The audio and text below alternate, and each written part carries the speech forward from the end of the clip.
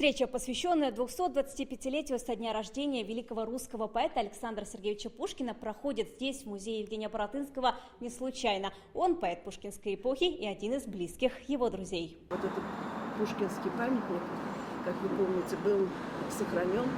На выставке проекты, которые уже реализовали за этот год, между двумя встречами в 93-й Казанской гимназии установили памятник поэту, издали книгу «Пушкин и Казань. История 3 дней», провели Пушкинфест, культурно-просветительский проект «Смотрины на Красной Слободе». Центр русского фольклора в Казани получил дополнительное помещение. Дело Александра Сергеевича Пушкина живет. Уже на встрече с представителями Русского национально-культурного объединения Рустам Минниханов поблагодарил их за большой вклад в сохранение наследия русской культуры. Ваша команда очень активно работает, мы это видим, чувствуем. И я считаю, что это очень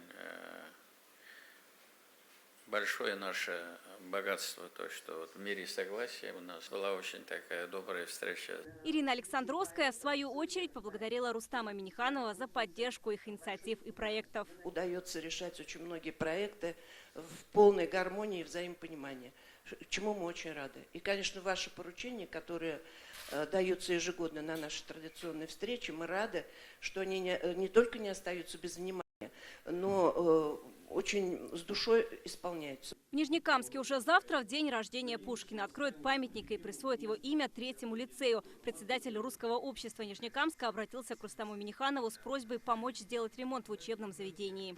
Здание 1966 года. Оно ровесник города, и масштабного капитального ремонта там не проводилось. Был текущий ремонт сделан в 2012 году. И здание в дальнейшем планируется использоваться полный рабочий день и проводить дополнительные занятия методические, обучающие с детьми, чтобы развить их творческий потенциал. И нам бы хотелось улучшить материально-техническую базу и сделать хороший капитальный ремонт. Рустам Минниханов отметил: поможем, и дал поручение министру образования Ильсуру Хадиуллину. По школе обязательно Ильсур посмотреть надо, значит, тем более это связано с общественной деятельностью. Обязательно включите. В Татарстане снимут полнометражный документальный фильм о посещении Казани Пушкиным, увековечат память поэтессы Вероники Тушновой, издадут книгу об истории и традициях русской кухни в Поволжье с приложением рецептов. Продвигать традиционные русские блюда предложил Валерий Леонтьев, основатель пекарни «Хлеба Прохора». Рустам Минниханов отметил, пекарям нужно организовать отдельный павильон в новом центре ремесел в Казани. Рейс также предложил популяризировать народные игры. Их Рустаму Минниханову представили в мае на фестивале «Каравон». Хорошо, если бы мы издали сборник этих игр, потом наладили бы производство вот этих приспособлений, да, и продвигали. Я же никогда не видел, и это на самом деле очень интересно. Даже взрослому человеку попробовать себя там. На встрече присутствовал аспирант КФУ из Китая Ван Юйцун. Он рассказал, как изучает русский язык и участвует в российско-китайских проектах. Я не представляю жизни и без великого, могучего русского языка, который отражает национальный характер русского народа и его культуру. Было ли мне сложно изучать русский язык? Конечно, да.